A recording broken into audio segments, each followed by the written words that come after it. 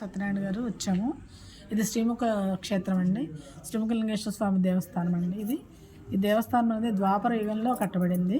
అయితే ద్వాపర యుగంలో వామదేన మహర్షి లోక కళ్యాణార్థమే యాగం చేస్తాడు. ఈ యాగం చేసినప్పుడు యాగానికి అందరినీ పిలిపిస్తారు, గంధర్వులు కూడా పిలుస్తారు. ఈ గంధర్వులు కూడా ఈ యాగానికి వస్తారు. అప్పుడు ఈ ఋషి గంధర్వులతో చెప్తాడు ఏమని, ఈ యాగానికి సముద్రాలు తీసుకురామని అడవిలోకి పంపిస్తాడు. ఇదంతా అడవి అండి. అప్పటికప్పుడు క్రీస్తు పూర్వం అడవిలోకి పంపించినప్పుడు ఈ గంధర్వులు అడవిలోకి వెళ్తారు. అప్పట్లో ఈ అడవిలో అందరూ కూడా స్త్రీలు ఎవరో బట్టలు ధరించేవాళ్ళు కాదు, అర్ధనగ్నంతా సగం సగం కప్పుకొని ఉండేవాళ్ళు. వాళ్ళని చూసి గంధర్వులు వ్యామోహితులై వాళ్ళతో పాటు నృత్యం చేస్తూ ఉంటారు. తర్వాత ఇక్కడ ఈ ద్వాపరయుగంలో ఉన్నటువంటి వామదేవ మహర్షి హోమం చేసిన తర్వాత అందరికీ కూడా హోమఫలాన్ని ఇస్తూ ఉంటారు. ఇచ్చిన సందర్భంలో ఒకళ్ళొకళ్ళు పిలుస్తూ ఉండగా గంధర్వులు పిలుస్తారు. అప్పుడు గంధర్వులు వస్తారు. గంధర్వులు రాలేదు. ఏంటి గంధర్వులు రాలేదని చెప్పేసి ఆయన ఆలోచనలో ఎక్కడున్నారని చూస్తే వాళ్ళు అక్కడ అడవులు ఇలా చేస్తూ ఉంటారు. అప్పుడు గంధర్వులకు శాపం ఇస్తాడు. ఇట్లా మీరు అలా ఆ ప్రాంగణంలో గంధర్వులు ఇలా ఉన్నారు కాబట్టి మీరు శర్బులై ఉండాలి అని వామదేవుడు శాపం ఇస్తాడు. ఆ శాపం నుంచి మాకు విముక్తి ఎలా లభిస్తుంది అని గంధర్వులు అడుగుతారు. మీరు ఈ ద్వాపరయుగంలో ఇలాగే ఉంటారు, తర్వాత కలియుగం వస్తుంది. కలియుగంలో ఇక్కడ ఒక విప్ప చెట్టు ఉంటుంది. ఆ విప్ప చెట్టు మొదట్లో శ్రీముఖలింగంగా శివుడు అవతరిస్తాడు. ఆయన చూడగానే మీకు శాపముక్తి అవుతుందని ఆ ఋషి చెప్తారు. అప్పటి నుంచి వాళ్ళు అక్కడే ఉంటారు. ఇక ఈ అడవుల్లోనే తిరుగుతూ ఉంటారు. తిరుగుతున్నప్పుడు ఆ చిత్రసేనుడు ఈ గంధర్వులకి రాజు. ఆ చిత్రసేన మహర్షి ఏం చేస్తాడంటే ఈ చిత్రాన్ని ఏమైనా వివాహం చేసుకుంటాడు. వివాహం చేసుకున్న సందర్భంలో వాళ్ళు అలా జీవిస్తూ ఉంటారు. ఆ మొత్తం వనరులన్నీ విప్ప చెట్లు ఉంటూ ఉంటాయి. విప్పవనం అని ఉంటుంది అంతా. అయితే చిత్రలేఖ అనే ఆవిడ అట్లా వస్తూ కాశీకి వెళ్ళాలి, ఎటు వెళ్ళాలని మహారాజు నడుతుంది. ఈరోజు రాత్రి బస్సు చేయాలంటే సరైన ఆవిడకి బస్సుకి ఏర్పాటు చేస్తారు. తెల్లారిన తర్వాత సరైనమ్మా నీకు దారి చూపిస్తారమ్మా అని పిలుస్తాడు. నాకు రాత్రి శివుడు కల్లోకి వచ్చాడు. కల్లోకి వచ్చి ఇక్కడ నేను విప్ప చెట్టు మొదట్లో దర్శనమిస్తాను, ఒక లింగాకారంలో ఏర్పడతాను, అందుకని కాశీకి వెళ్ళక్కర్లేదు, నాకు ఇక్కడే నాకు ఒక దేవాలయం నిర్మించండి, ఇక్కడే పూజలు చేయండి అని చెప్పాడు. అట్లా మేము వివాహం చేసుకోమన్నాడు. కమలను వివాహం చేసుకోమని అంటాడు. అప్పుడు చిత్రసేనుడు నాకు ఆల్రెడీ వివాహం అయింది, ఇంకో వివాహం చేసుకోవడం కుదరదంటే గంధర్వులు ఎన్ని వివాహాలు చేసుకోవచ్చు అని చెప్తే వాడు మొదటి భార్య తనమత్తు చిత్రలేఖను వివాహం చేసుకుంటాడు. సో ఇద్దరికి చెరకు టీరని ఏర్పాటు చేస్తాడు. విప్ప చెట్టుకి ఎప్పుడు పూలు పూస్తూ ఉన్న విప్ప చెట్టు అని చెప్తారు కాబట్టి ఏ కాలంలో అయినా పూలు పూసే విప్ప చెట్టు దగ్గరికి వచ్చి అవి 2 శాఖలుగా విడిపోతాయి. ఒక శాఖ ఒక చిత్రకి, ఇంకో శాఖ చిత్రలేఖకి ఇస్తాడు రాజు. వీళ్ళు ఈ పూలు కోసుకొని అక్కడే ఉన్నటువంటి ఒక కోమటి దగ్గర ఈ పూలు ఇస్తే వాళ్ళు ఆహారానికి సరిపడా వస్తువులు ఇస్తూ ఉంటాడు. అయితే ఈవిడ చిత్రలేఖ అనేమో చాలా మహాభక్తురాలు. చిత్ర అనేవాడు వెళ్ళినప్పుడు ఆ పూల నుంచి విప్ప పూలు కాలుతాయి. ఆ విప్ప పూలు తీసుకెళ్తే సాధారణమైన వస్తువులు ఇస్తూ ఉంటాడు. అయితే చిత్రలేఖ ఆమె వెళ్ళి విప్ప పూలు పోసుకుంటుంటే బంగారు పూలు కాలుతాయి. ఈ బంగారు పూలు తీసుకెళ్ళి బంగారు వనంలో పూలను తీసుకెళ్ళిస్తే ఆమెకు రకరకాల వస్తువులు, మంచి మంచి వస్తువులు, విలువైన వస్తువులు ఇస్తూ ఉంటాడు. ఒకరోజు ఈమె చూసి ఇదేంటి ఇలా ఇస్తున్నాం, మేమిద్దరం విప్ప పూలు ఇస్తున్నాం కదా అని అడిగితే అలా కాదు, ఒకసారి వచ్చి చూడు ఆవిడ తెచ్చే పూలు ఎలా ఉన్నాయంటే వచ్చి చూస్తే అవి రాలుతాయి. అప్పుడు రాజుని నాకు ఆ కొమ్మ ఇవ్వు, ఈ కొమ్మ వద్దంటే సరే ఆ కొమ్మ ఇస్తారు, కానీ భక్తిని మార్చలేరు కదా. సో అందుకని ఆ భక్తిని మార్చలేరు. ఏ కొమ్మ ఇచ్చినా కూడా ఈవిడికి బంగారు పూలే రాలుతూ ఉంటాయి. ఈ రకంగా కార్యక్రమాలు జరుగుతూ ఉంటే అప్పుడు కోపం వచ్చి చిత్రసేన మహర్షి ఇద్దరు దెబ్బలాడుకుంటూ ఉంటే కోపం వచ్చి ఆ విప్ప చెట్టు మొదలు నరికేస్తాడు చిత్రసేన మహారాజు. నరికేసినప్పుడు అందులో అగ్ని ధారాళంగా అగ్ని ప్రజ్వలమానంగా వెలుగుతూ ఉంటుంది.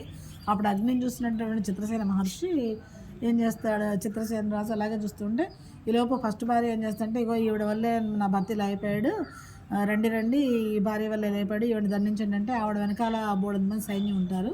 చిత్రలేఖ వెనకాల ఎవరు ఉంటారు. ఆవిడ చిత్రలేఖ అమ్మని ప్రార్థిస్తుంది, అమ్మ నాకెవరూ లేరు వెనకాల, నువ్వే నాకు దయ చూపించు, ఇలాగా నన్ను రక్షించని అడుగుతుంది. అప్పుడు అగ్ని అంతా పోయి విప్ప చెట్టు మొదట్లో లింగాకారంలో శివుడు ఏర్పడతాడు.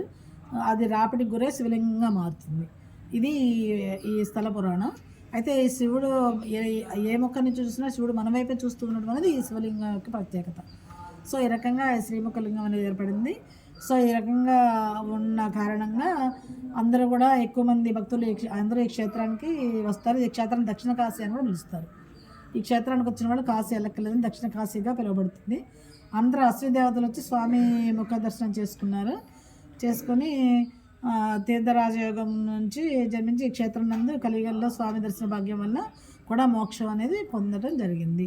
ఇక్కడ శివలింగం ముఖంతో పుట్టడం వల్ల ముఖలింగేశ్వరుడు అని, మధువృక్షంతో పుట్టడం వల్ల మధుకేశ్వరుడు, ఇలా 4 యుగములలో 4 నామాలతో ఈ స్వామివారు అలరాలుతూ ఉన్నారు. ముఖలింగేశ్వర స్వామి కృతయుగంలో గోవిందేశ్వర స్వామిని, త్రేతాయుగంలో మధుకేశ్వర స్వామిగా, ద్వాపరయుగంలో జయంతేశ్వర స్వామిగా, కలియుగంలో శ్రీముఖలింగేశ్వర స్వామిగా పిలువబడుతున్నారు. సో అందుకని ఈ క్షేత్రానికి శ్రీ మహావిష్ణువు పద్మనాభగిరిపై క్షేత్రపాలకుడిగా ఉన్నారు. ఈ ఆలయ నిర్మాణం క్రీస్తుపూర్వం 6వ శతాబ్దంలో చోళ గరగదేవర త్రికండ లింగాధిపతి శ్రీమాత అనంత శర్మ గారితో నిర్మాణం జరిగింది.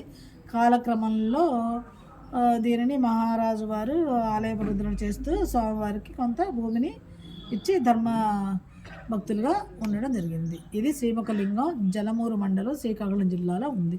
ఈ స్థల పురాణం ఇది. అట్లాగే ఈ స్థల పూలను అనేక దర్శనిస్తారండి స్వామి. ఇది అగ్ని ప్రతిష్ఠ చేసిన అగ్నేశ్వరుడు. ఇది అగ్నిదేవుడు ప్రతిష్ఠించాడు. అగ్నేశ్వరుడుగా పిలువబడుతున్నాడు ఈ స్వామివారు.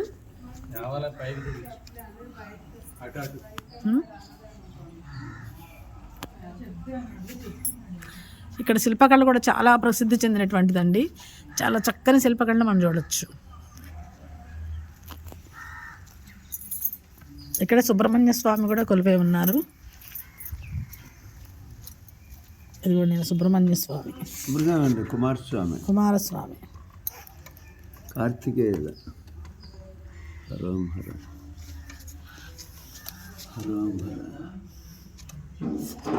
అనుగ్రహ ప్రాప్తిరస్తు మనోభీష్ట ఫలసిద్ధిరస్తు దీర్ఘసుమంగళి భవతదాస్తు. ఆన్లైన్ ఉందా వీడియో ఉంది.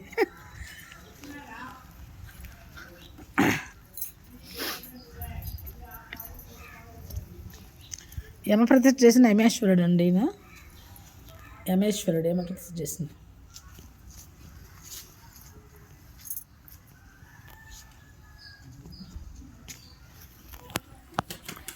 చండికేశ్వరుడు, ఈయన చండికేశ్వరుడు.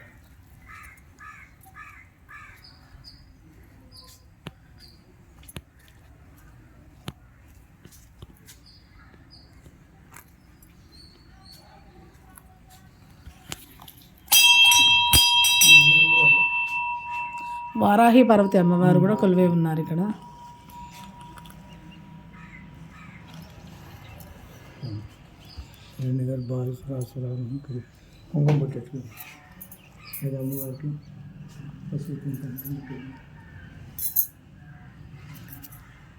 అది వెండి అండి. ఆ మొహం వారాహి అమ్మవారు.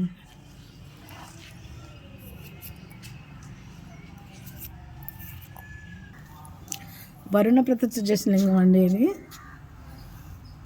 వరుణేశ్వరుడు అని నామంతో పిలుస్తాం. వరుణ ప్రతిష్ఠ అండి.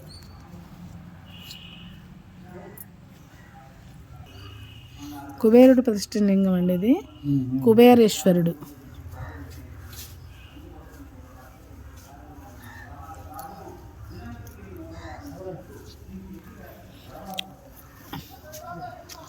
వాయు ప్రతిష్ఠ అండి ఇది. వామేశ్వర స్వామి.